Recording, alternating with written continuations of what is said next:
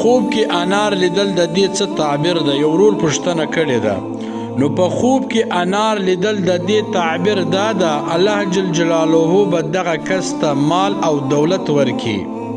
الله جل جلاله به فراخ رزق ورکي، په روزي کې به برکت واچي. او دغه رقم کچا دغه په انار په خوب کې ولیدي، واده یې کړی وي، که نر وي او که ښځه وي، انار یې په خوب ولیدل، نو الله جل جلاله به نیک او صالح اولاد ورکي.